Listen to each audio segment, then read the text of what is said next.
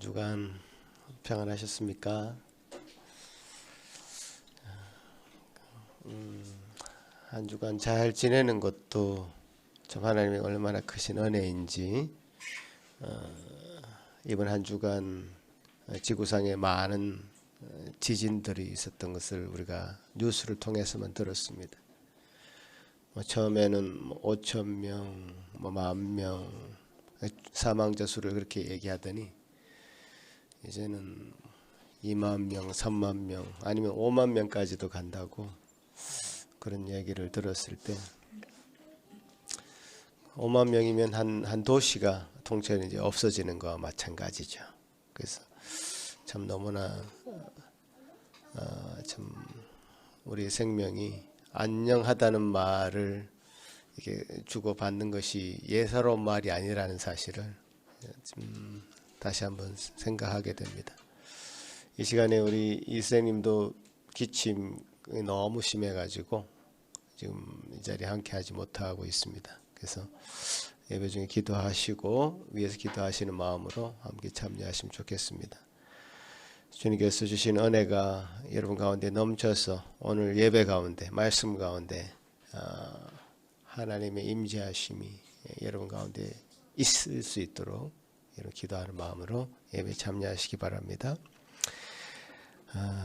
같이 기도하심으로 2월 12일 밴쿠버 예수산결교회 예배를 시작하겠습니다. 우리의 도움은 천지를 지으신 여호와의 이름에 있도다. 아멘. 흔들리고 또 흔들리는 이 세상 가운데 참으로 영원토록 흔들리지 않으시는 변함없으시는 하나님을 앙망하며 바라보나이다. 주여, 산이 흔들리든지 땅이 뛰놀든지 바닷물이 넘치든지 하나님께서는 여전히 그곳에 계시며 그곳에 계신 주님을 우리 눈으로 보나이다.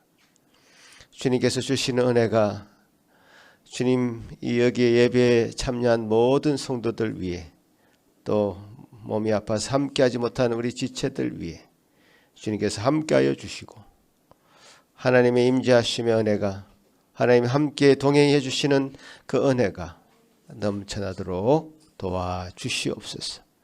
이 예배의 시종을 주님께 온전히 의탁드리옵고 감사드리오며 예수님 이름으로 기도하옵나이다. 아멘. 다 같이 일어나서 하나님 앞에 찬송 드리겠습니다.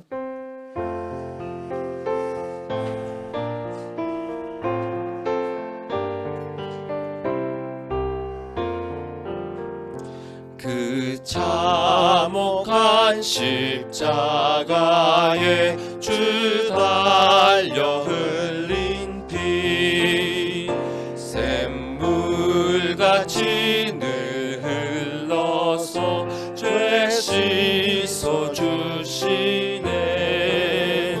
값없어도 다 나와서 내 죄를 고하며 흰 눈보다 더 희도록 참 성결 얻으리. 나 믿노라 나 믿노라 그 보혈 공로를 흠없어도 피 흘리사 날 구원하셨네.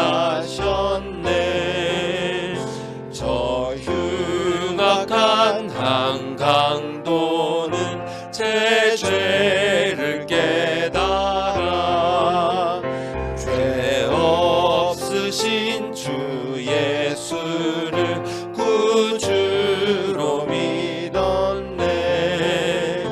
내 지은 죄 흉악하나 주 예수 믿으며 용서받은 강도같이 곧 구원받으리.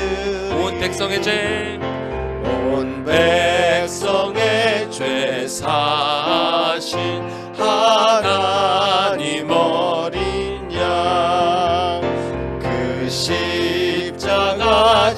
진심으로 온 성도 구했네. 저 영원한 새 나라에 다 같이 모여서 검은 고한 곡조로 새 노래 부르리. 남인노라 그 보혈 공로를 흠없어도 피 흘리사 날 구원하셨네.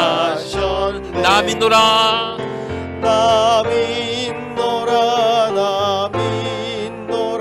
그 보혈 공로를 흠없어도 피 흘리사 날 구원하셨네.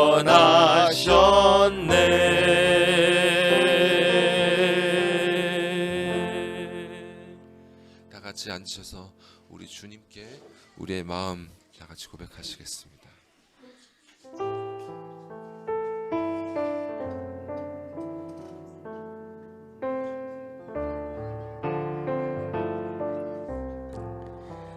내 주의 보혈은 정하고 정하다.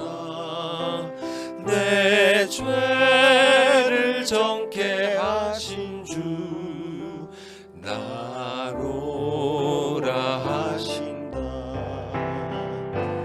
내가 주께로 지금 가오니 십자가의 보혈로 날 씻어 주소서. 약하고 추해도 주께로 나가며 힘 주시고 내 주함을 곧 씻어 주시네. 내가 주께로 지금 가오니 십자가의 보혈로 날 씻어 주소서. 나로라 하심은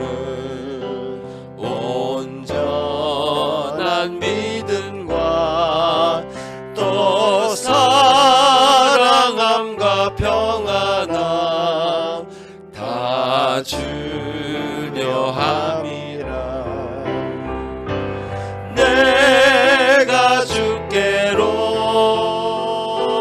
지금 가오니 십자가의 보혈로 날 씻어 주소서. 큰 죄인 못 받아 살 길을 얻었네.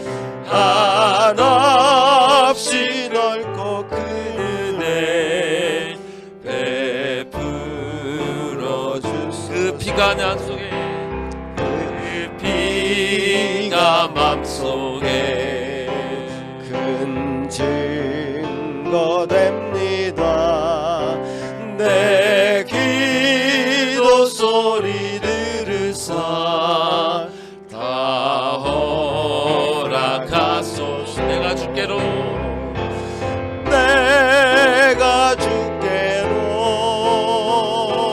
지금 가오니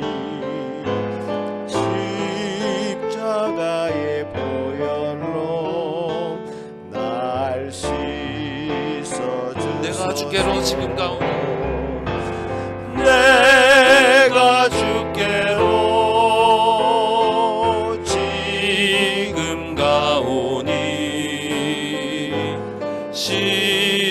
십자가의 보혈로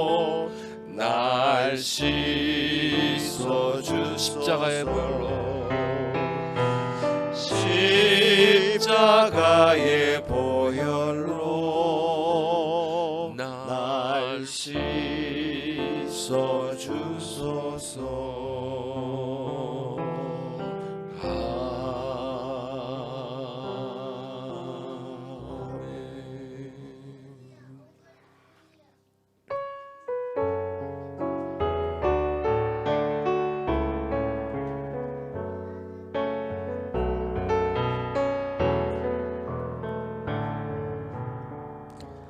하늘 가는 밝은 길이 내 앞에 있으니 슬픈 일을 많이 보고 늘 고생하여로 하늘 영광 밝으니 어두운 길을 헤치니 예수 공로 의지하여 항상 빛을 보도다. 내가 염려하는 일이 세상에 많은 주 속에 근심 밖에 걱정 늘 시험하여로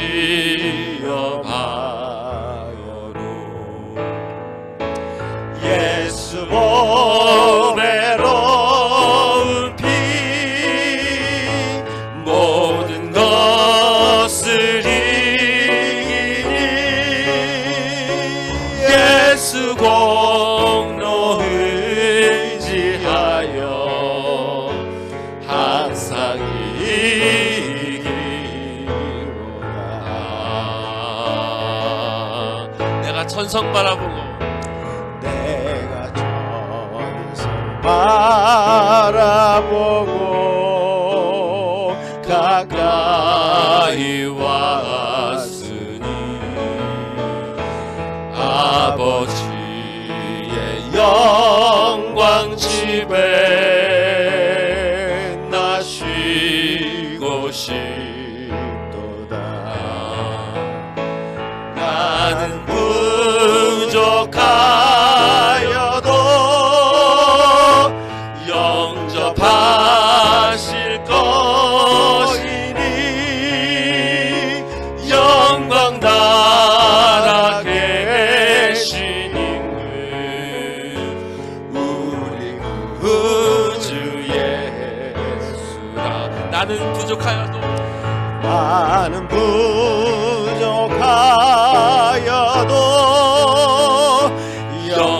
영접하실 터이니 영광 나라 계신 임금 우리 구주의. 한 번만 더 고백합시다. 나는 부족하여도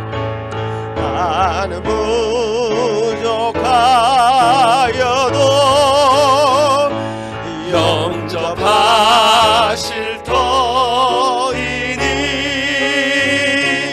영광 나라 계신 임금 우리 구주 예수라. 영광 나라 계신 임금 우리 구주 예수라.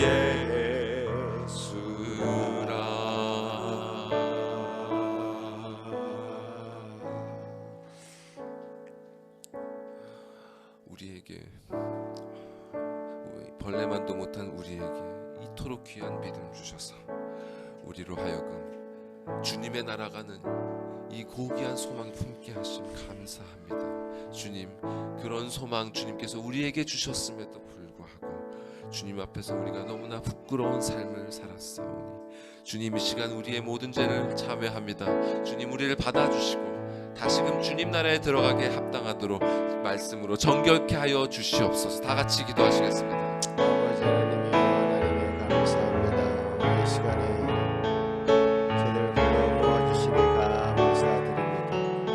주여 도우시옵소서. 저희 함께하여 주시옵소서. 오늘 붙잡아 주시옵소서. 말씀하여 주시니 주님 주신 은혜로 채워 주시옵소서.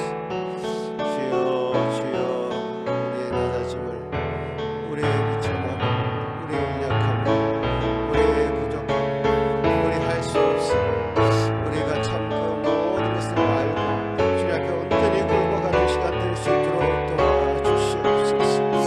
흔들리는 세상 가운데 흔들리는 마음을 가지고 살아가고 있습니다. 주여 주여 영원토록 변치 않으시니 그 주님을 붙잡을 수 있는 믿음 주시옵소서. 주여 주님을 바라보게 하시고 사나 죽으나 온전히 우리는 주의 것임을 인정하게 하여 주시고 그 마음으로 나아갈 수 있는 저희들 되게 하여 주시옵소서. 예배를 통하여서 우리의 삶이, 우리의 죽음이 주님께 속하여 있음을 온전히 깨닫게 하여 주시고 그 은혜로 채워 주시옵기를 간절히 소망하고 기도합니다. 모든 성도들의 마음을 지켜주시고 함께하지 못한 우리 쌤과 목사님 또 이래 내를 기억하여 주시옵소서. 주여 은혜로 채워주시며 함께 하시겠습니다. 기도합니다.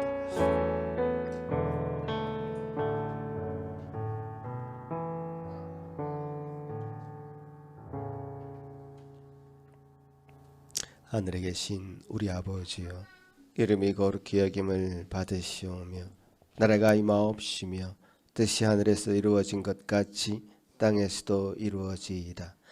오늘 우리에게 일용할 양식을 주시옵고 우리가 우리에게 죄 지은 자를 사하여 준 것 같이 우리 죄를 사하여 주시옵고 우리를 시험에 들게 하지 마시옵고 다만 악에서 구하시옵소서. 나라와 권세와 영광이 아버지께 영원히 있사옵나이다. 아멘. 교독문 시편 95편 저와 여러분이 한 절씩 교독하시겠습니다. 오라 우리가 여호와께 노래하며 우리의 구원의 반석을 향하여 즐거이 외치자. 우리가 감사함으로 그 앞에 나아가며 시를 지어 즐거이 그를 노래하자. 여호와는 크신 하나님이시여 모든 신들보다 크신 왕이시니 때문이로다. 땅의 깊은 곳이 그의 손안에 있으며 산들의 높은 곳도 그의 것이로다. 바다도 그의 것이라 그가 만드셨고 육지도 그의 손이 지으셨도다. 오라 우리가 굽혀 경배하며 우리를 지으신 여호와 앞에 무릎을 꿇자. 그는 우리의 하나님이시요 우리는 그가 기르시는 백성이며 그의 손이 돌보시는 양이기 때문이라. 아멘.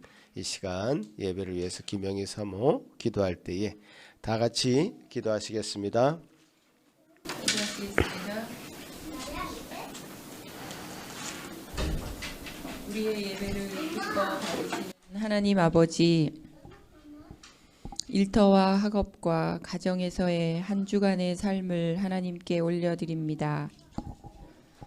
삶이 향기로운 제사가 되어야 마땅한데 교만과 불평, 거짓과 고집의 고약한 냄새가 나지는 않는지 이 시간 자신을 깊이 돌아봅니다. 많은 동물 제사로도 씻을 수 없었던 죄악을 예수님의 피로 단번에 씻어주신 큰 은혜로 인해 날마다 깨끗하고 거룩한 삶 살기를 기도합니다. 아멘. 지난 한 주간은 튀르기예와 시리아의 큰 지진 소식이 있었습니다. 우리는 피조물이라 인간이라 하나님의 섭리를 다 알 수 없습니다.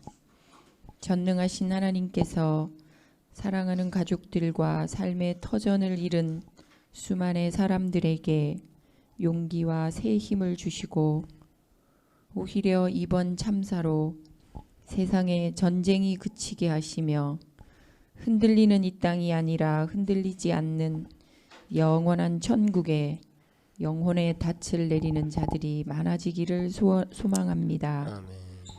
우리의 반석이신 하나님, 예수 산길교회를 올해에도 바른 말씀으로 든든히 세워주셔서 숫자의 부흥이 아니라 한 영혼 한 영혼이 구주 예수를 만나는 놀라운 부흥을 허락해 주시옵소서. 아멘.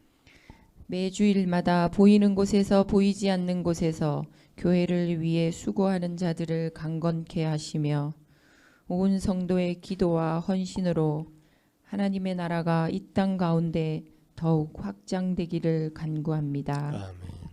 속한 가정들의 기도의 소원이 하나님의 방법으로 하나님의 때에 응답될 줄 믿습니다. 아멘.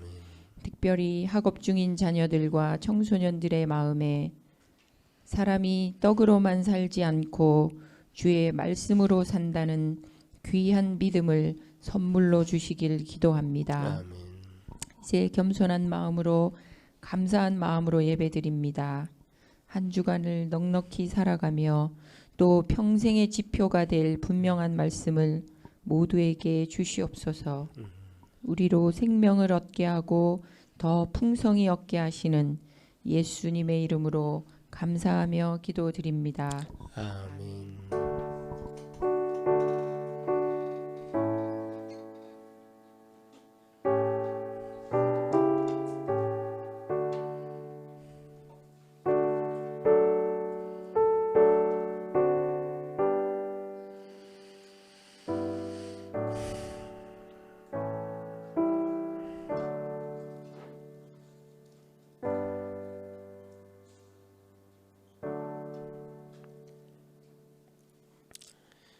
예, 오늘 우리에게 허락하신 하나님의 말씀은 빌립보서 1장 21절 한 절입니다.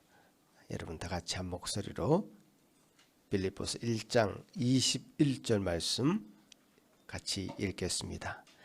이는 내게 사는 것이 그리스도니 죽는 것도 유익함이라. 다시 한번 읽겠습니다. 이는 내게 사는 것이 그리스도니 죽는 것도 유익함이라. 아멘. 예, 오늘 본문의 말씀이 이 시기에 적절한 그런 말씀이 아닐까 생각이 듭니다. 우리 어린이들 앞으로 나와주세요.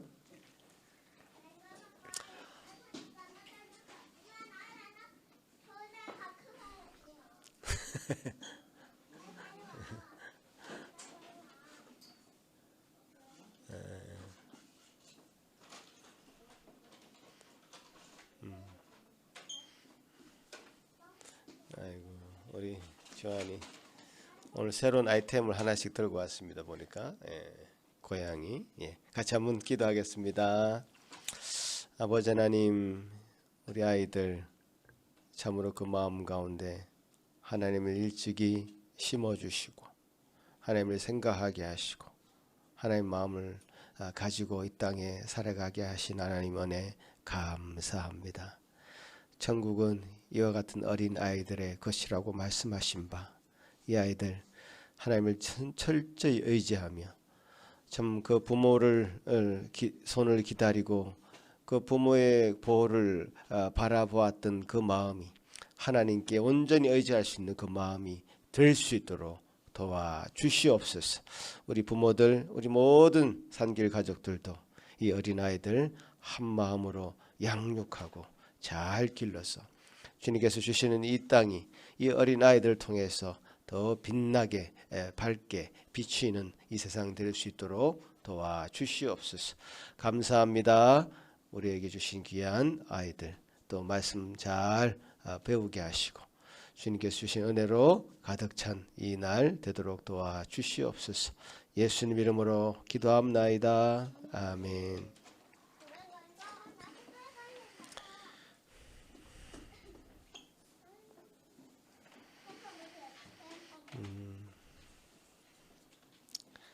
아프리카 속담에 한 아이를 기르는 것 때는 한 마을이 필요하다 이런 얘기가 있습니다. 그래서 한 개인의 가정의 아이가 아니라 우리 모두의 아이로 생각하시고 여러분 예배 끝나고도 여러분 잘 친절하게 대해 주시고 그렇게 하시면 좋겠습니다.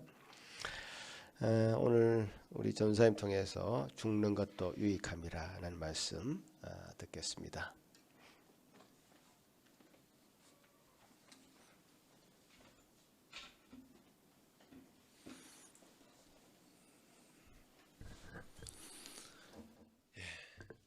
이제 성령께서 행하시는 구원의 서정 마지막에 이르렀습니다. 마지막은 영화입니다. 영화는 영광스럽게 빛나다라는 뜻이고요. 영어로는 glorification이라고 합니다. 자, 슬라이드를 한번 보여주시겠어요? 보시면 영화는 미래적 구원이라고 되어 있습니다. 다른 모든 구원의 과정은 이미 일어났거나 현재 일어나고 있는 일이죠. 그러나 영화는 우리 모두에게 미래의 일입니다. 아직 우리 중 어느 누구도 영화되지는 않았습니다. 왜냐하면 영화는 죽음으로 우리에게 이르기 때문입니다. 죽음은 영화가 시작되는 출발점입니다. 그래서 오늘은 죽음에 대해 말씀을 드리고자 합니다. 제가 죽음에 대한 말씀을 준비하는 중에 세상에서 이미 들으신 것처럼 수많은 죽음의 소식이 들려왔습니다. 지난주 초에 지진이 있었고 지금도 많은 사망자들이 발견되고 있죠. 그리고 또 주중에는 퀘벡에 있는 데이케어에 버스가 돌진해서 두 아이가 사망하는 사건이 있었습니다. 이렇게 많은 사람들이 다양한 이유로 지금 이 시간에도 죽음을 맞이하고 있습니다. 자연재해로 또 사고로 범죄로 특히 코로나로 인해서 많은 사람이 질병으로 숨을 거뒀죠. 그러나 사망의 제1원인은 여러분 아십니까? 혹시 아세요? 사람이 죽는 제1원인 압도적으로 낙태입니다. 낙태 사망자 숫자는요 코로나 사망자 숫자의 4배에 달하고요 다른 모든 원인들을 합한 것보다 많습니다. 1년에 4천만 명 이상의 아이들이 뱃속에서 나와보지도 못하고 죽고 있고 지금도 숫자가 늘고 있습니다. 자, 이처럼 죽음에는 순서가 없습니다. 잘 아시겠지만 먼저 태어났다고 먼저 죽는 것이 아닙니다. 저도 제 아내가 2번이나 사선을 넘나드는 것을 보면서 이것을 실감했습니다. 우리는 언제 어떻게 죽음을 맞이하게 될지 모릅니다. 그리고 죽음에는 차별이 없습니다. 부자나 가난한 자나 지혜자나 우매자나 모두 동일한 죽음을 맞게 됩니다. 죽음에 이르는 과정이나 환경은 다를지언정 그들이 맞이하는 죽음은 결국 같은 것입니다.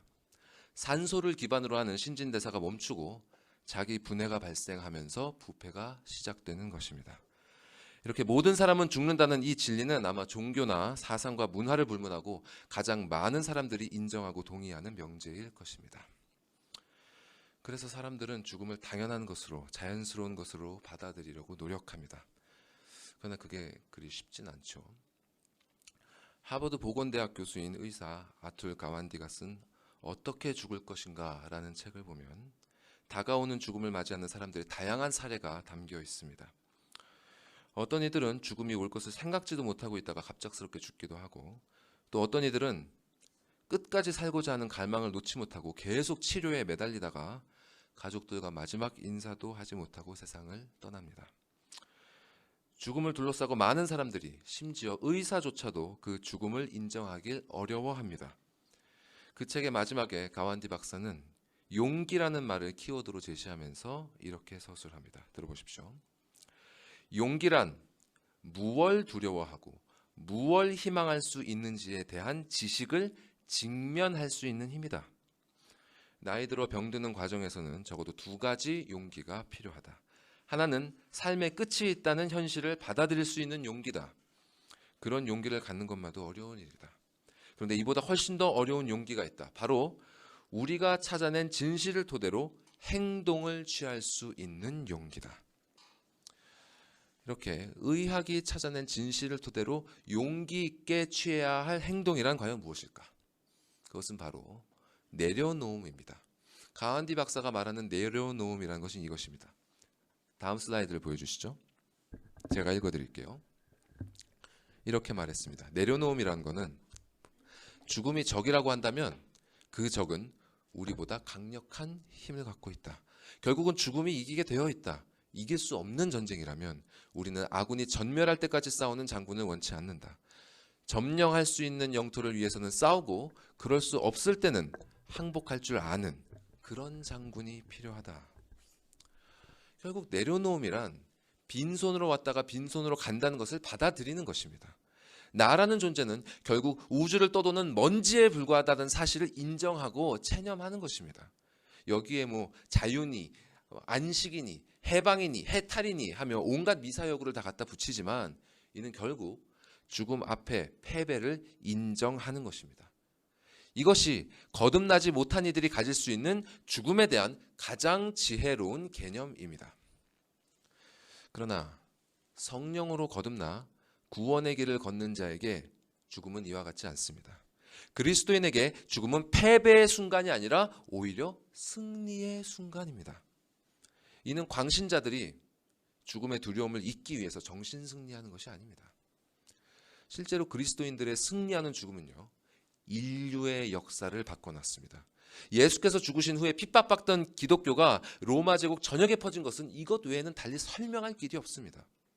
수많은 순교자들이 끔찍한 죽음을 당하면서도 승리와 기쁨의 찬송을 부르며 죽어갔고, 이들의 죽음은 그저 잔인한 처형의 현장을 즐기러 왔던 로마인들의 뇌리 속에 아주 충격적으로 남았습니다.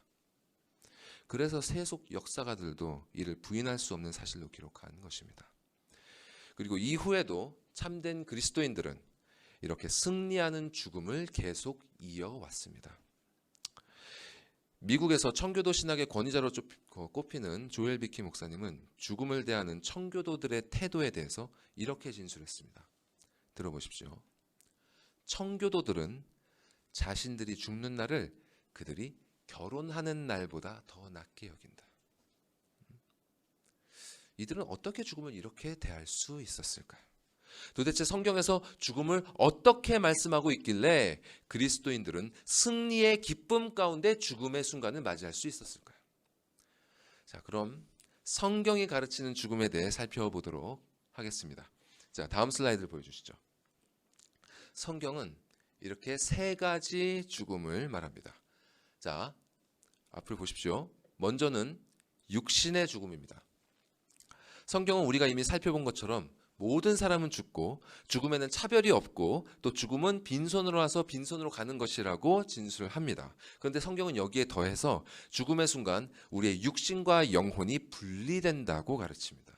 예수님께서는 당신과 함께 못 박힌 강도 한 사람에게 이렇게 말씀하셨죠. 내가 진실로 내게 이르노니 오늘 네가 나와 함께 낙원에 있으리라. 예수님의 육신은 그날 무덤에 들어갔습니다. 그리고 다음 날이 안식일이기 때문에 그 죽은 강도도 어딘가에 묻어버렸을 것입니다. 그런데 예수님께서는 죽으시는 그날 강도와 함께 낙원에 있을 것이라고 말씀하신 것입니다. 즉 그분의 영과 강도의 영은 땅에 묻힌 육신으로부터 분리되어 낙원에 들어간 것입니다. 전도서는 우리에게 죽음이 올 것을 기억하라고 훈계하면서 이렇게 말씀합니다. 흙은 여전히 땅으로 돌아가고 영은 그것을 주신 하나님께로 돌아가기 전에 기억하라. 이처럼 성경은 우리가 육신과 함께 영으로 이루어져 있고 우리의 육신이 죽게 되면 우리의 영은 그 죽은 육신과 분리된다고 말합니다. 즉 성경이 말하는 육신의 죽음은 육신과 영혼의 분리를 뜻하는 것입니다. 자, 그렇다면 죽은 이의 영혼은 어떻게 되는 것일까요? 그것은 이 영이 죽어 있느냐 죽어 있지 않느냐에 따라 나뉘어집니다. 이게 무슨 말이냐면 육신이 살아있을 때 그 영도 함께 살아있는 사람이 있고 육신은 살아있으나 그 영은 이미 죽어 있는 사람도 있다는 것입니다. 이것이 바로 성경이 말하는 두 번째 죽음, 곧 영의 죽음입니다. 제가 구원론에 대한 말씀을 드리면서 계속해서 다루어온 것이 바로 이 영의 죽음입니다. 그 구원론 설교를 들어오신 분이라도 이제 오래돼서 기억이 잘 안 나실 텐데 제가 거듭남이라는 주제로 이 시리즈를 시작하면서 첫 번째 설교 제목으로 말씀드렸던 것이 바로 죽어있는 자였습니다. 죽어있는 자. 본문은 요한복음 3장이었죠. 거기서 예수님을 만나러 온 바리새인 니고데모는 육신은 살아있었으나 그 영은 죽어있는 자였습니다. 그래서 예수님께서는 그에게 You must be born again 너는 다시 태어나야 한다라고 말씀하신 것이죠. 이렇게 몸은 살아있으나 영은 죽었다는 것은 곧 육신은 여전히 하나님의 은혜를 받고 있으나 영혼은 그분의 은혜로부터 단절되었다는 것을 의미합니다. 여전히 하나님께서는 그의 몸과 정신 활동에 필요한 모든 것을 은혜롭게 베풀어주고 계시지만 그의 영혼에게는 그분의 호의를 거두신 것이죠. 이것이 바로 영의 죽음입니다. 그리고 성경이 가르치는 마지막 세 번째 죽음은 하나님께서 그분의 은혜를 사람의 영혼과 육신을 포함한 그의 전 존재로부터 완전히 그리고 영원히 거두시는 것을 말합니다. 영원한 죽음. 성경에서는 이를 영벌, 둘째 사망, 그리고 지옥에 던져짐이라고 표현하고 있습니다. 이처럼 성경에서 죽음은 본질적으로 하나님의 호의, 하나님의 은혜로부터 분리되는 것을 뜻합니다. 그것이 육신의 죽음이건 영의 죽음이건 아니면 전 존재의 죽음이건 간에 하나님의 은혜로부터 분리되고 그분과의 관계가 단절되는 것이 바로 성경이 가르치는 죽음의 본질적 개념인 것입니다. 자, 그러면 하나님께서는 왜 당신의 은혜를 인간으로부터 거두시는 일을 할까요? 왜 그분은 인간과의 관계를 단절하실까요? 우리는 이미 그 답을 알고 있죠. 로마서 6장 23절은 이렇게 말씀합니다. 죄의 삭은 사망이라고. 하나님께서는 인간을 창조하셨고 그들에게 필요한 모든 것을 은혜로 베풀어 주셨습니다. 실로 우리가 태어나서 누리고 있는 것들 중에 우리가 원래부터 가지고 있는 것 하나라도 있습니까? 이 육신조차도 거저받은 건 아닙니까? 그렇게 모든 것을 다 은혜로 공급받았음에도 불구하고 사람은 그 역사의 시작부터 지금까지 하나님께 불신과 불순종이라는 죄를 돌려드리며 살아왔습니다. 그렇기에 죽음은 하나님께서 인간에게 내리시는 공의로운 심판입니다.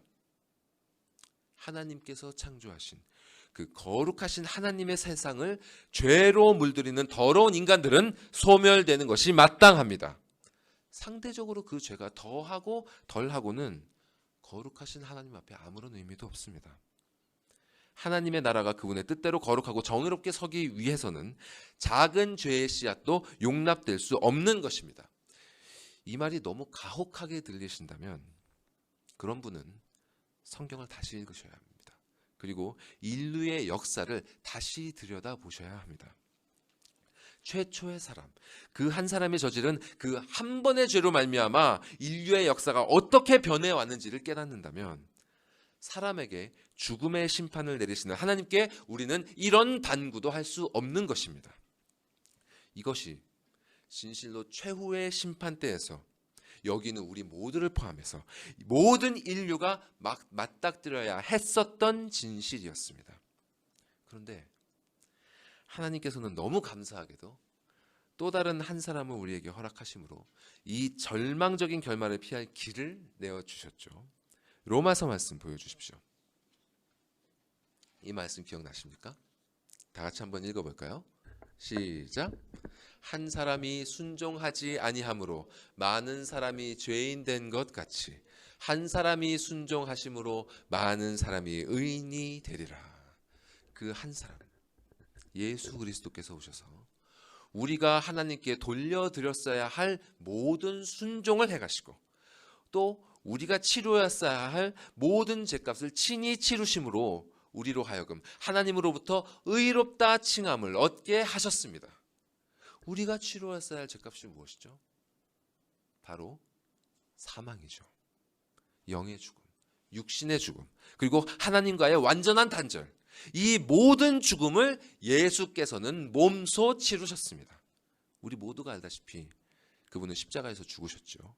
그 나무 위에서 그분의 육신은 죽음을 당하셨습니다. 그렇다면 그분의 영은 어디서 죽음을 당하신 것일까요? 그 영의 죽음은 이미 십자가에 달리시기 전 그분이 기도하셨던 곳, 바로 겟세마네에서 시작되었습니다. 거기서 그분이 땀방울이 피가 되도록 괴로워하며 기도하신 것은 그저 육신의 죽음이 두려워서가 아닙니다. 바로 성경이 말하는 영의 죽음, 곧 아버지 하나님과의 영혼의 관계가 단절되었기 때문입니다. 자, 기억나실지 모르겠습니다. 겟세마네는요, 기름을 짜는 기구를 뜻하는 말입니다. 그분은 그곳에 계셨습니다. 그곳은 돌로 만들어진 무거운 프레스로 올리브를 으깨어서 성전에서 쓰일 거룩한 기름을 짜내던 곳이었습니다. 그곳에서 언제나 아들을 향했던, 영원 전부터 아들을 향했던 아버지의 자애로운 얼굴이 가려지고 대신 죄를 향한 심판주의 무서운 진노가 예수를 짓이겨 버렸습니다. 이렇게 아버지 하나님께서는 죄를 알지도 못하신 그분의 순결한 아들을 택하신 받은 이들을 대신해서 죄로 삼으셨고, 이런 식으로 아버지와 아들의 관계는 단절되어 버린 것입니다. 그렇게 예수께서는 영의 죽음을 당하셨습니다. 그리고 이러한 죽음의 단절은 십자가에 이르러 절정에 달합니다. 그곳에서 예수께서는 아버지께 이렇게 외치셨죠. 엘리 엘리 라마 사박다니. 나의 하나님 어찌하여 나를 버리셨나이까. 이렇게 아버지께서는 아들을 버리셨습니다. 예수 그리스도라는 존재에 대한 아버지의 하나님의 사랑은 모두 거두어졌습니다. 오직 죄에 대한 공의와 진노의 심판이 그에게 부어졌습니다. 이렇게 예수께서는 택하신 자들을 대신해서 그들을 위해 예비되었던 모든 사망의 형벌을 받으신 것입니다. 이렇게 예수께서는 죄인들이 갚아야 할 영원한 사망의 빚을 대신 갚으셨습니다. 아담이 단 한 번의 죄로 사망의 빚을 온 세상에 지운 것처럼 예수께서는 단 한 번의 완전한 제사로 그 죄값을 갚아내셨습니다. 이제 예수를 믿고 의지하는 자들에게는 갚아야 할 빚이 없습니다. 사망은 더 이상 신자들에게 빚을 갚으라고 요구할 수 없습니다. 로마서 8장 1절과 2절 말씀을 보십시오. 자, 함께 읽어보겠습니다. 시작. 그러므로 이제 그리스도 예수 안에 있는 자에게는 결코 정죄함이 없나니 이는 그리스도 예수 안에 있는 생명의 성령의 법이 죄와 사망의 법에서 너를 해방하였음이라. 이렇게 그리스도를 믿고 그분 안에 거하는 자에게는 결코 정죄함이 없을 것이며 그에 따라 죄의 삭신 사망도 없을 것입니다. 이제 더 이상 죽음은 없습니다. 이제 하나님과의 단절은 없습니다. 그들은 그리스도 안에 있으며 그들 안에는 그리스도의 영, 즉 성령이 거하십니다. 그들은 그리스도와 연합되어 있습니다. 이렇게 끊임없이 죄를 지으며 사망으로 나아가던 우리 인생의 악순환이 거룩하신 성령의 법을 따르며 영원한 생명으로 나아가는 선순환으로 바뀌었습니다.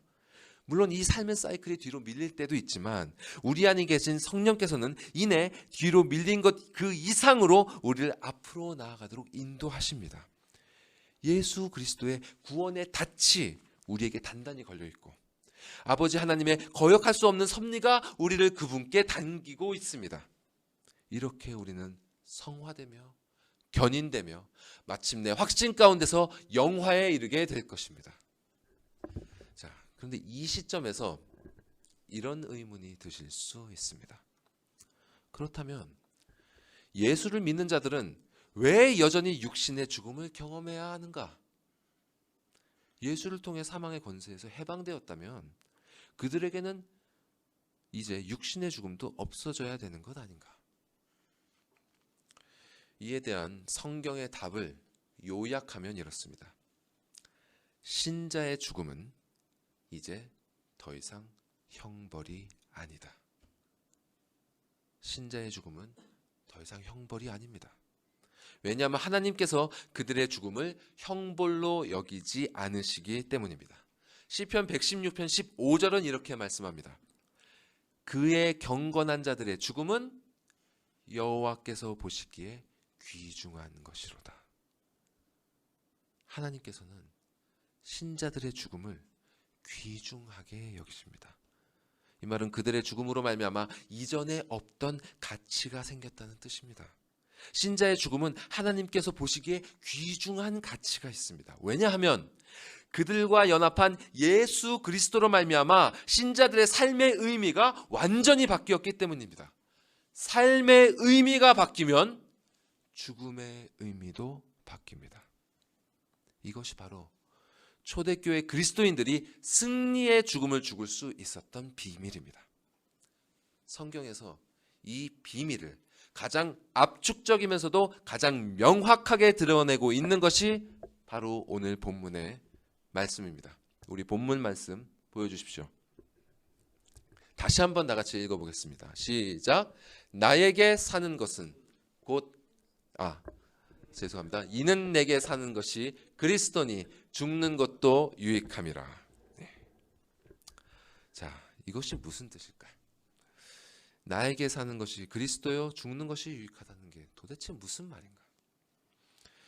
이 문장을요, 불신자의 말로 바꿔보면 그 의미가 대조되면서 조금 더 분명하게 다가옵니다. 자, 바울이 만약 예수님을 안 믿는 불신자였다면 이렇게 말했을 것입니다. 다음 슬라이드를 한번 보여주시죠. 밑에 같이 말했을 거예요. 나에게 사는 것은 곧 나이니 죽는 것은 손실이라. 자, 나에게 사는 것은 곧 나라는 건 무슨 말인가요? 즉 나에게 있어서 삶의 주체는 바로 나라는 말입니다. 그리고 삶의 목적도 역시 나입니다. 내가 사는 이유 역시 나입니다. 나는 나를 위해 살아갑니다. 나를 사랑하기 때문에 나 자신을 더욱 알아가고 나의 자아를 실현하기 위해서 나 자신의 삶의 주체가 되어 살아갑니다. 이것이 바로 그리스도와 상관없는 모든 사람들이 지향하는 삶의 방향입니다. 자, 이런 내용이 어딘가 친숙하게 들리시지 않으십니까? 제가요, 아이들에게 보여줄 만한 컨텐츠들을 찾으면서 여러 차례 느끼는 것입니다만, 아이들을 대상으로 한 수많은 컨텐츠가 바로 이런 내용을 하고 있습니다. 주변의 시선이나 평판에 주눅들지 말고 너의 인생을 살아라. 너의 인생의 주체가 되어라. 있는 그대로의 너를 찾아라. 너 자신을 사랑해라. 자, 이런 사상에 일반 은총의 요소가 약간 있다는 것을 부정하지는 않겠습니다. 그러나 이 사상은 워낙 강력하게 이 시대를 지배하고 있기 때문에 많은 그리스도인들이 성경의 진리와 이 사상을 믹스해서 받아들입니다. 그러나 분명히 말씀드리자면 이 사상이 나아가는 방향과 성경이 가르치는 방향은 완전히 다릅니다. 자, 그러면 이렇게 반론할 수도 있을 것입니다. 이 본문 구절에서 그리스도라는 말을 나로 바꾸는 것은 너무 아무 개연성이 없지 않느냐, 아무 근거 없지 않느냐. 하지만 성경에서 그리스도의 반대가 바로 나라는 것은 너무나 명확합니다. 아주 유명한 말씀인 갈라디아서 2장 20절 말씀을 보십시오. 갈라디아서 2장 20절 말씀 보여주십시오. 함께 읽어보겠습니다. 시작. 내가 그리스도와 함께 십자가에 못 박혔나니 그런즉 이제는 내가 사는 것이 아니요 오직 내 안에 그리스도께서 사시는 것이라. 이제 내가 육체 가운데 사는 것은 나를 사랑하사 나를 위하여 자기 자신을 버리신 하나님의 아들을 믿는 믿음 안에서 사는 것이라. 이제는 내가 사는 것이 아니라 누가 산다고요? 오직 내 안에 그리스도께서 사시는 것이라. 이것이 예수를 믿는 자가 갖게 된 새로운 삶의 의미입니다. 이제 신자가 이 육체 가운데 사는 것은 나를 사랑하고 나를 알아가고 내가 주체가 되어 내 자아를 실현하는 것이 아니라 그리스도를 사랑해서 그리스도를 알아가고 그리스도를 주로 모시고 그리스도의 뜻을 이루어가는 것입니다. 그리스도께서 나를 사랑하사 나를 위하여 자기 자신을 버리셨으니 이제는 내가 그리스도를 사랑함으로 그리스도를 위하여 나 자신을 버리는 것입니다. 이것은 give and take가 아닙니다. 이것이 바로 사랑의 관계입니다. 여기에는 아무런 조건도 아무런 대가도 없습니다.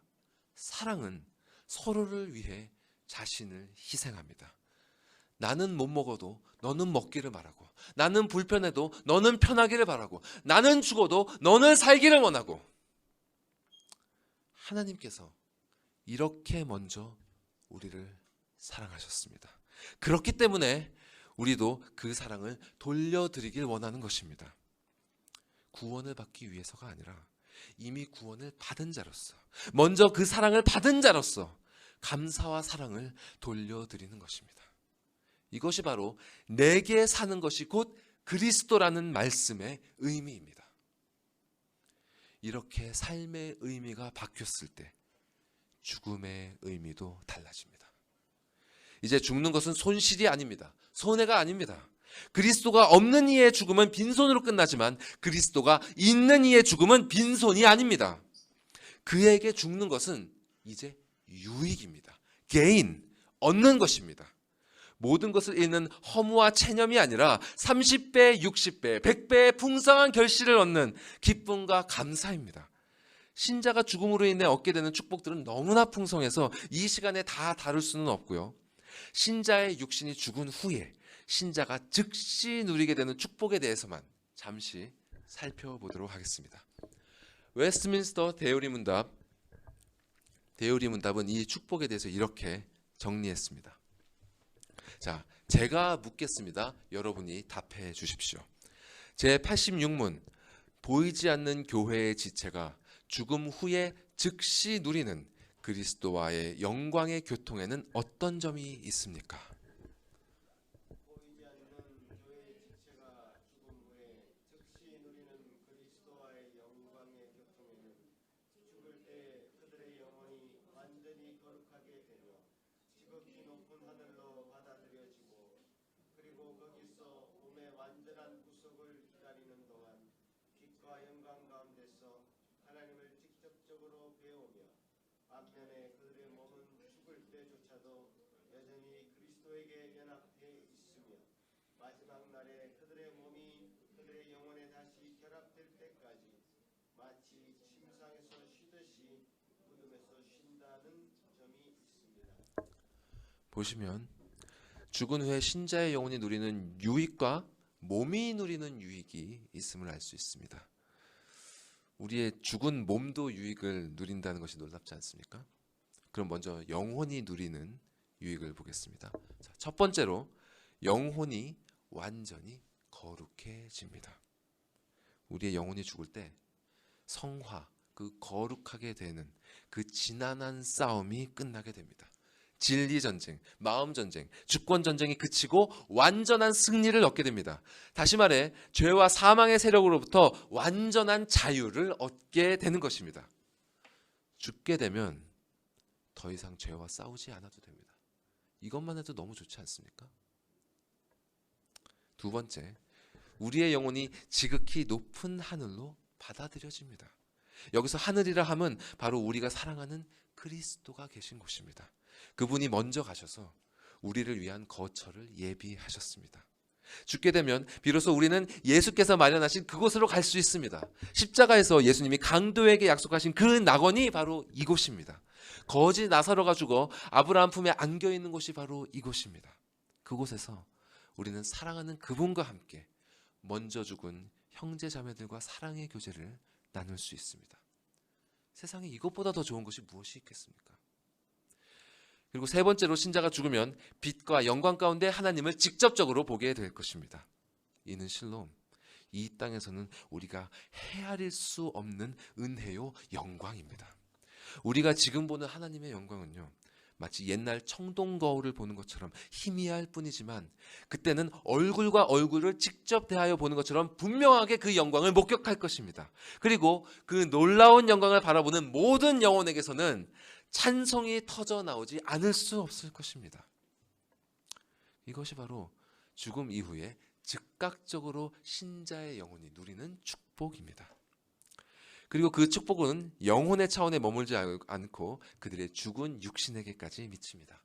그들의 죽은 몸은 그냥 땅에 버려져서 소멸되는 것이 아니라 그리스도와 연합한 상태를 유지하고 있습니다. 성경은 이것을 가리켜서요, 예수 안에서 잔다라고 표현합니다. 신자의 영혼은 즉시 낙원으로 가지만 신자의 몸은 예수 안에서 안식하면서 마치 침상에서 쉬듯이 평안을 누립니다. 마지막 부활의 날이 올 때까지. 이것이 바로 오늘 본문 조금 뒤에 빌립보서 1장 23절에 사도 바울이 이렇게 고백하는 이유입니다. 차라리 세상을 떠나서 그리스도와 함께 있는 것이 훨씬 더 좋은 일이라. 그렇게 하고 싶으나. 여러분도 이 사도의 심정을 공감하십니까? 이 마음이 이해가 되십니까? 실로 예수 그리스도와 연합하여 그 삶과 죽음의 의미가 완전히 새롭게 된 사람들은 다 이와 같은 마음을 가지고 있습니다. 그리고 그와 같은 마음을 가지게 된 자들은 절대로 다가올 죽음을 망각하거나 외면하지 않고 소망을 가지고 적극적으로 자신의 죽음을 준비합니다.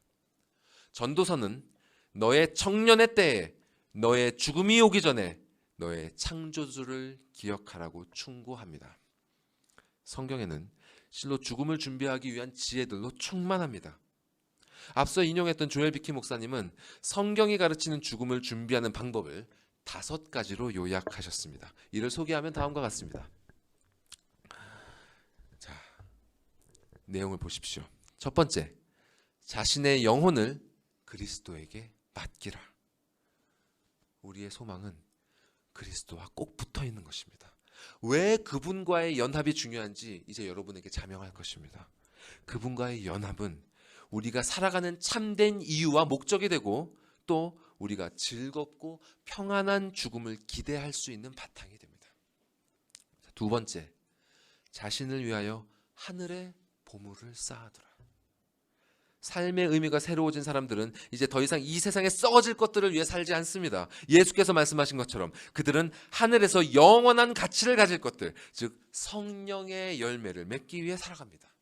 이 열매들은 하나님을 사랑하고 이웃을 사랑하는 삶 속에서 맺게 됩니다. 이 열매들은 영원하신 성령께서 맺게 하신 열매들이기 때문에 그 열매가 아주 작은 것이라 할지라도, 그저 물 한 잔을 떠다주는 아주 작은 것이라 할지라도 하늘에 이르기까지 영원토록 있을 것입니다. 셋째, 이 땅에 남을 이들을 위해 준비하라. 참된 그리스도인이 맺어가는 삶의 열매들 중에서 빼놓을 수 없는 것이 바로 정돈된 삶입니다. 하나님의 충성된 종은 그분의 일을 책임감 있게 수행하기 위해서 절제되고 정돈된 삶을 지향합니다. 그렇기 때문에 그들은 그들의 죽음으로 말미암아 일어나게 될 온갖 일들의 뒤처리를 후손들에게 떠넘기지 않습니다. 물론 젊은 나이에 갑작스럽게 불려가게 된다면 어쩔 수 없지만 나의 죽음을 준비해야겠다는 생각이 들 만큼 성숙에 이르는 복을 누리는 사람은 그 복을 받은 만큼 책임을 다해야 하는 것입니다. 여러분들에게는 아직 실감이 잘 나지 않을 수 있겠지만 여기에는 아주 실질적인 일들이 많이 있습니다. 예를 들면 자신이 진 빚이나 세금 관계를 정리하는 것, 유언을 작성하는 것, 장례를 준비하는 것, 그리고 혹시 일어날 수도 있는 연명 치료에 대한 지침을 준비하는 것, 이런 것들이 여기에 포함됩니다. 제가 이 말씀을 준비하면서 새삼 느낀 것은 우리가 죽음에 대해서 공부해야 할 것이 정말로 많다는 사실입니다. 어차피 할 공부라면 미리미리 하는 게 좋겠죠. 여기에는 또 신앙 안에서 고민하고 답을 찾아야 하는 수많은 이슈들이 있습니다. 이러한 문제들에 대해서 다른 이들에게 미뤄두지 마시고 여러분이 하나님의 말씀 안에서 교회의 도움을 받으시면서 적극적으로 답을 찾고 준비하시기 바랍니다. 그 다음 네 번째는 이것입니다. 죽음에 대하여 성경적으로 묵상하라. 아까도 말씀드렸지만 성경에는 죽음에 관한 놀라운 지혜들이 가득 차 있습니다. 이를 공부하고 생각하고 묵상함으로써 우리는 죽음에 대한 성경적인 진리를 취할 수 있습니다. 이렇게 성경에 대한 성경적인 진리를 알아야 우리는 비로소 죽음에 대한 합당한 감정을 얻을 수 있습니다. 죽음은 외면해야 할 것도 아니고 무시해야 할 것도 아니지만 동시에 과도하게 슬퍼해야 할 것도 아니고 절망해야 할 것도 아닙니다. 하나님께서 정하신 이 불가항력적인 섭리에 대해서 우리는 겸손해야 하고 또 동시에 이로 인해 아픔을 겪는 사람들을 위로할 줄 알아야 합니다. 그리고 우리가 죽음을 준비하기 위해 마지막으로 따라야 할 지침이 이것입니다. 매일매일 죽음을 연습하라. 매일매일 죽음을 연습하라. 죽음을 위한 준비 중에 이것만큼 중요하고 이것만큼 효과적인 게 또 없습니다. 우리에게는 매일매일 이것이 필요합니다. 어제의 은혜는 어제의 일이며 오늘은 오늘의 은혜가 필요합니다. 어제 죽인 육신의 생각은 오늘 다시 살아나서 내 삶을 죄와 사망의 사이클로 끌고 가려고 합니다. 이런 자신을 부인하는 것, 자기의 십자가를 지는 것, 그리스도를 위해 자신의 뜻과 욕망을 포기하는 것이 필요합니다. 이제 나는 그리스도와 함께 십자가에 못 박힌 자임을 인정하고 더 이상 자기 자신을 섬기는 삶이 아니라 하나님을 위해 그리고 이웃을 위해 자신을 내어주는 그리스도의 삶을 살겠노라 다짐하고 또 다짐하며 나아가야 합니다. 그리고 그렇게 나아가는 길이 바로 나를 사랑하시고 나에게 자기 자신을 전부 내어주신 그 그리스도의 발자취를 따르는 삶인 것입니다. 그 길을 따라 살았던 분들 중에 하나인 찰스 스펄전 목사님께서는 죽음에 대해 이런 말을 남기셨습니다. 제가 읽어드리겠습니다. 매일매일 죽는 사람은 죽음에 대해 어떠한 어려움도 없다. 그는 자주 죽음을 연습해왔기 때문에 그저 한 번 더 죽으면 될 뿐이다.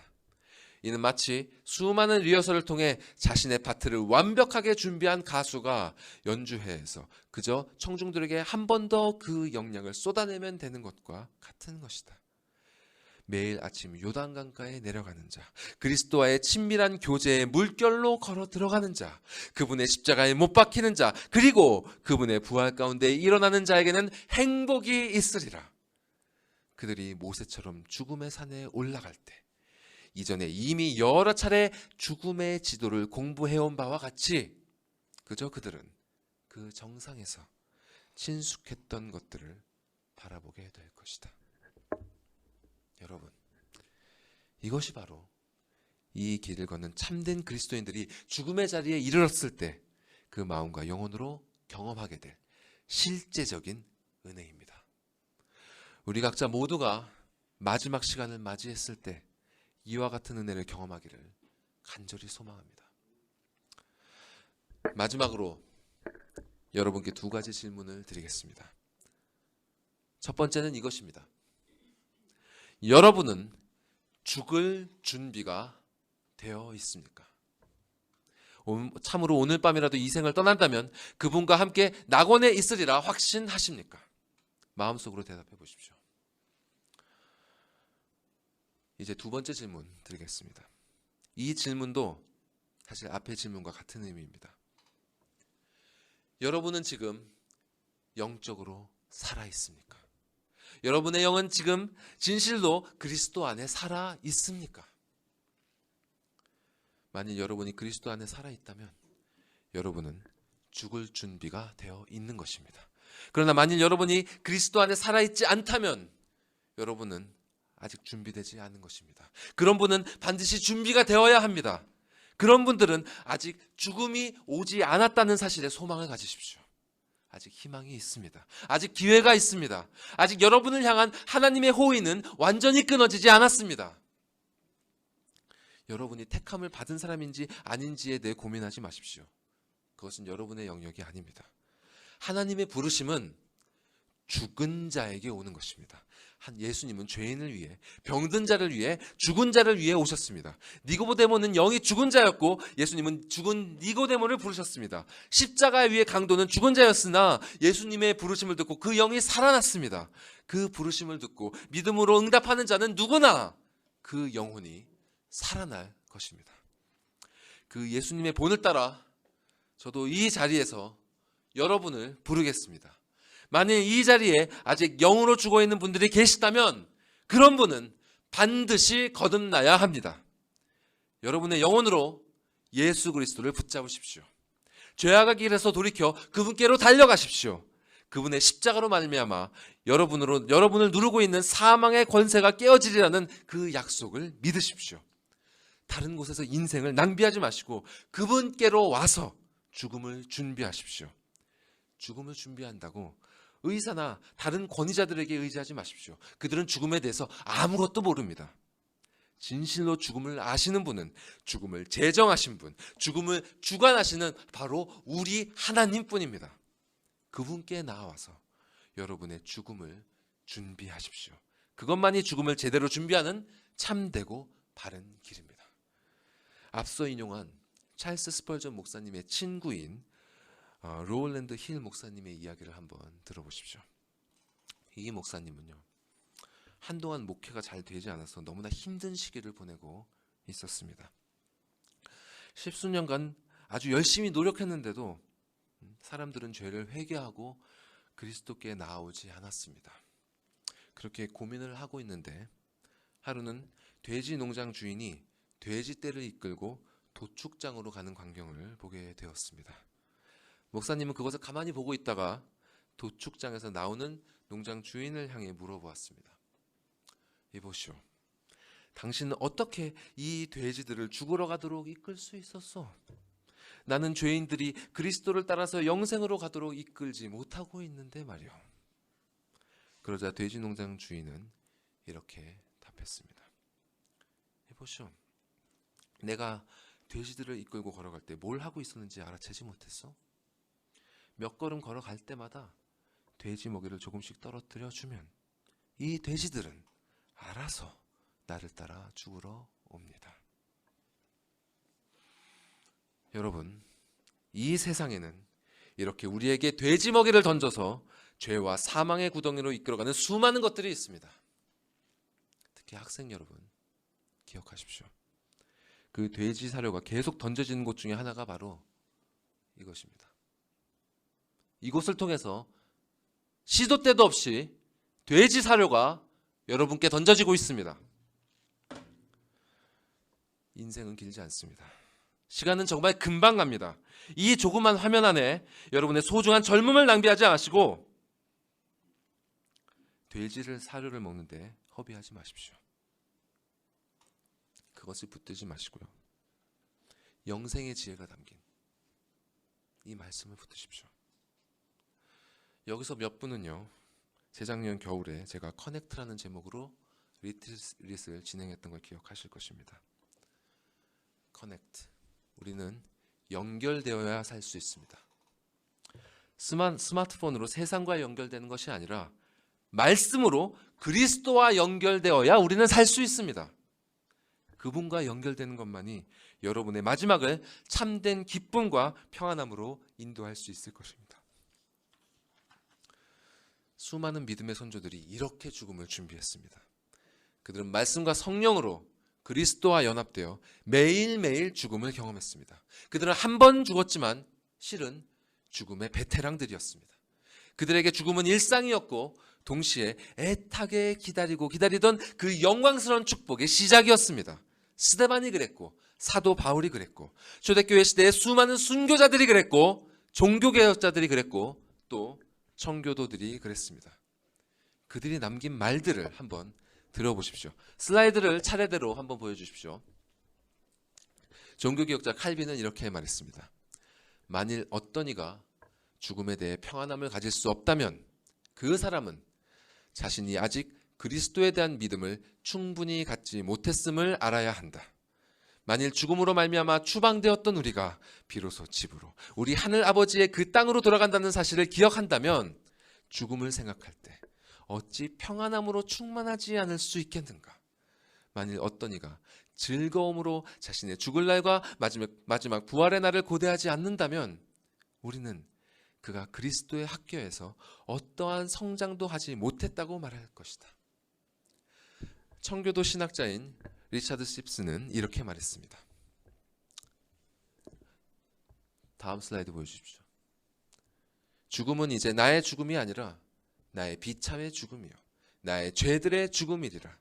이는 나의 부패함의 죽음이 될 것이라. 그러나 또한 죽음은 행복의 측면에서 나의 생일이 될 것이다.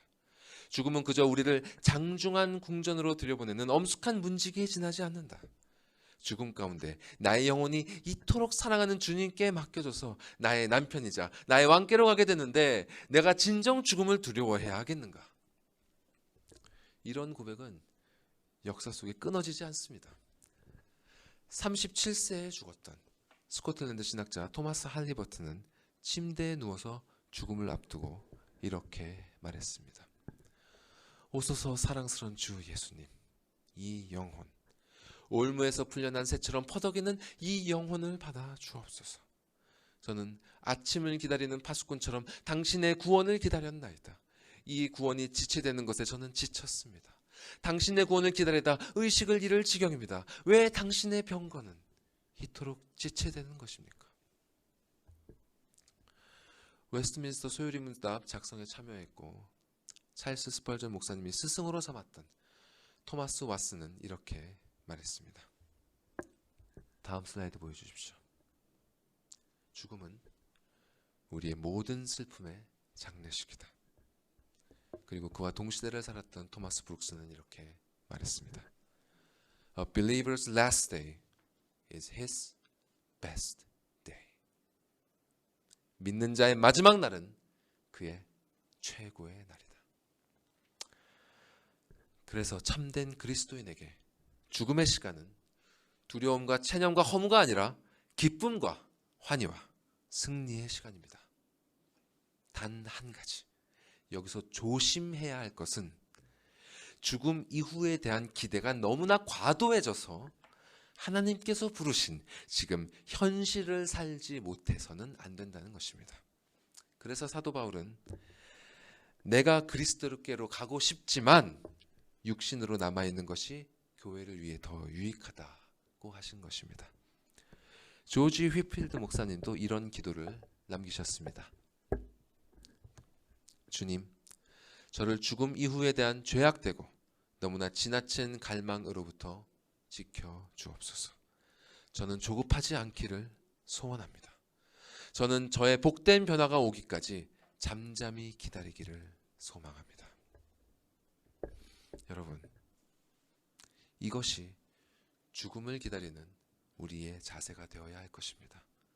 소망과 기대를 가지고 영화가 될 그날을 기다리되 지나친 갈망을 품지 말고 묵묵히 매일 죽음을 연습하면서 이미 우리와 함께 하고 계시는 그분을 영화롭게 하고 또 즐거워하는 것.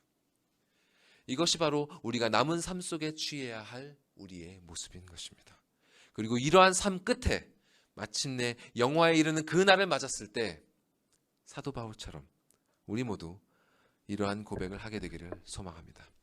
함께 디모데후서 이 말씀을 읽으면서 마치도록 하겠습니다. 함께 읽겠습니다.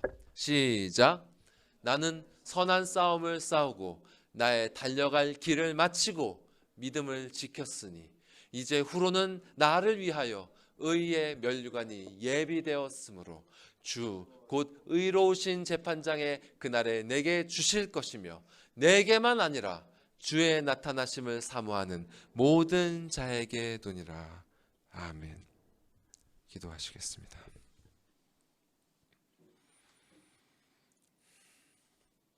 주님, 우리에게 자비를 베풀어 주시옵소서. 주님, 온갖 죄로 썩어 있는 이 세상에 남겨져 있는 우리를 불쌍히 여겨 주시옵소서. 우리에게는 거듭남의 은혜가 간절히 필요합니다. 주님, 죽어 있는 영혼들을 불쌍히 여겨 주시고 지금도 죄와 사망의 구덩이로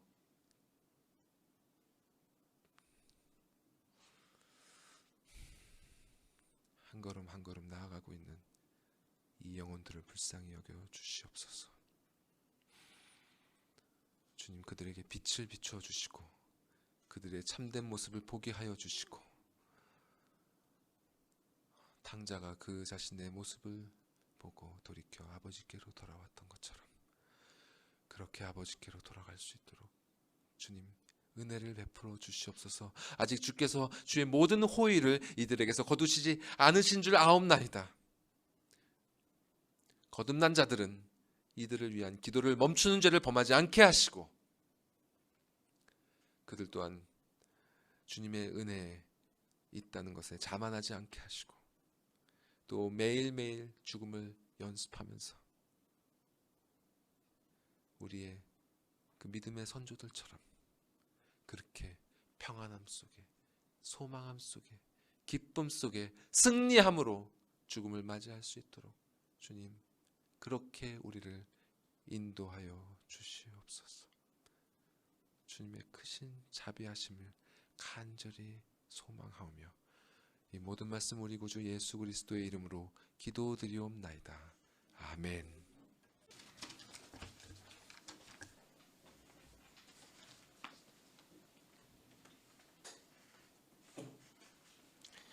예, 사도신경으로 우리의 신앙을 고백하겠습니다. 전능하사 천지를 만드신 하나님 아버지를 내가 믿사오며 그 외아들 우리 주 예수 그리스도를 믿사오니 이는 성령으로 잉태하사 동정녀 마리아에게 나시고 본디오 빌라도에게 고난을 받으사 십자가에 못 박혀 죽으시고 장사한 지 사흘 만에 죽은 자 가운데서 다시 살아나시며 하늘에 오르사 전능하신 하나님 우편에 앉아 계시다가 저리로서 산자와 죽은 자를 심판하러 오시리라. 성령을 믿사오며 거룩한 공회와 성도가 서로 교통하는 것과 죄를 사하여 주시는 것과 몸이 다시 사는 것과 영원히 사는 것을 믿사옵나이다. 아멘. 예, 귀한 말씀 생각하시면서 다 같이 일어나서 찬송 드리겠습니다.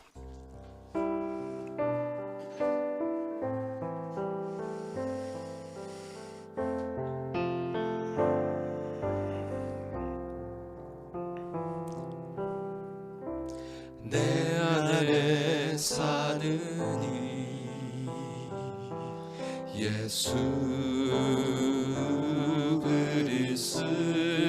그리스도니 나의 죽음도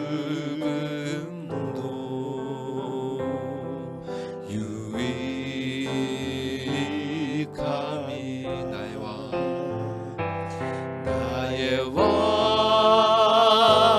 내 노래 내 생명 노대 기쁨 나의 힘 나의 검 내 평화 나의 주 내 안에 사느니 예수 그리스도니 나의 죽음도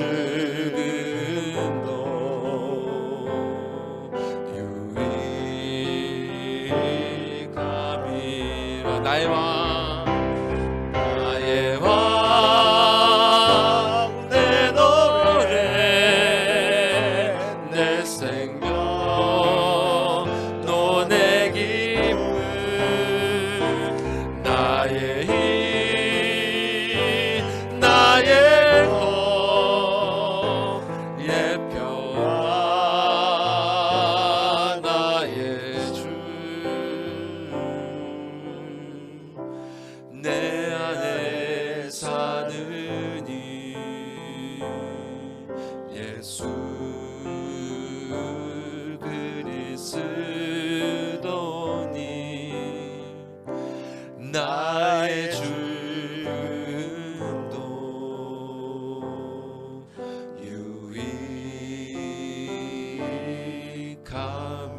유익함이라.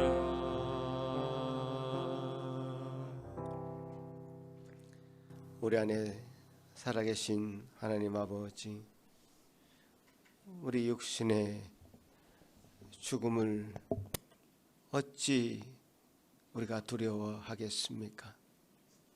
주님께서 우리와 동행하여 주심으로 영원히 우리와 함께하여 주신다고 약속하신 그 약속의 말씀 기억하며 감사하며 우리에게 주어진 이 생을 살게 하여 주시고 또 우리의 육신의 죽음이 끝나는 날 참으로 영광스럽게 거룩하게 되어 영화의 그 몸을 입으며 참으로 주님과 함께 영원토록 살 것을 기대하고 소망하는 저희 모든 주의 성도들 되게 하여 주시옵소서.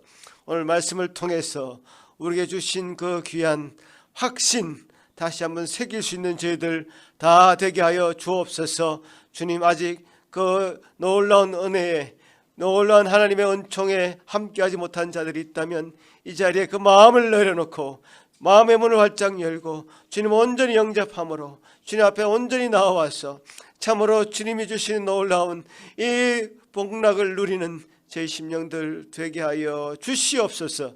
주여 주신 은혜 감사합니다. 나올 때마다 주님 앞에 우리의 삶의 제사를 드리는 그 마음으로 참 이 예물을 주님 앞에 드립니다. 주여 받아 주시옵시고 우리 삶 가운데 참으로 날마다 생명이 넘치는 놀라운 은혜가 그 가운데 있게 도와 주시옵소서. 죽음을 생각할 때 그것이 슬프거나 감상에 빠지는 것이 아니라 참으로 주님 주신 은혜에 감동하며 주님 감사로 채워지는 저들의 하루하루가 될 수 있도록 도와주시옵소서. 감사하고 예수님 이름으로 기도합나이다. 아멘. 자리에 앉으십시오. 예, 저는 제 부모님을 일찍 다 보냈고요. 처가의 부모님도 일찍 다 보냈고, 또 제 누님도 제가 먼저 한번 보냈습니다. 수많은 목회 현장에서 죽음을 목도를 했습니다. 특별히 제 장인어른이 돌아가실 때는 저희 가족이 보는 앞에서 그 호흡이 멈추는 걸 보기도 했습니다. 또 불신자의 죽음의 경험도 많이 봤습니다. 정말 달랐습니다. 참 영광스럽게 죽는 것이 어떤 것인지 그걸 눈으로 볼 수 있었고 체험했습니다. 불신자들은 두려워 떨면서 어디 끌려가지 않기 위해서 회피하는 그런 제스처를 취했고요. 하나님 앞에 영광스럽게 그 죽음을 맞이하는 자들은 죽는 날이 두렵지 않은 그런 편안한 모습으로 그렇게 죽음을 맞이하는 것을 보았습니다. 주님께서 지금 수많은 죽음을 우리가 뉴스를 통해서 보게 하시는데요. 오늘 전사의 말씀을 통해서 참 믿는 자에게 죽는 것은 정말 복된 일이라는 사실을 정말 감사하게 받아들이고 오늘 주신 이 말씀을 계속 반복해서 집에서도 들으시고 다시금 새기시는 여러분 되시기를 간절히 바랍니다. 청소년들이라고 갓난아이라고 죽음이 찾아오지 않는 건 아닙니다. 우리 아이들에도 반드시 가르쳐야 되고 반드시 주님 앞에 어떤 죽음을 맞이할 것인가를 잘 기억하게 하는 여러분 가정 되시길 바라고요. 어떻게 사는 것보다 어떻게 죽느냐가 더 시급하고 중요한 문제입니다. 여러분 오늘 말씀 통해서 큰 은혜가 임한 줄 알고 이 말씀 잘 간직하시는 여러분 되시기 바랍니다. 기도하겠습니다. 이제는 우리 주 예수 그리스도의 크신 은혜와 하나님 아버지의 극진하신 사랑하심과 성령 하나님의 위로하심과 교통하심이 이제 참 모든 이에게 펼쳐져 있는 이 육신의 죽음 앞에서 그리스도를 믿음으로 우리가 참 그리스도 안에 있음으로 내가 죽었음을 이미 확인하였고 그리스도가 영광스럽게 참 부활의 몸을 입으신 것처럼 우리 모두가 부활의 몸을 입고 영원토록 저 천상에서 주님과 함께 살 것을 기대하고 소망하는 그리고 그렇게 되기를 기도하는 여기 머리 숙인 모든 성도들 위해 그 가정 위해 지금부터 영원토록 함께 있을지어다. 아멘.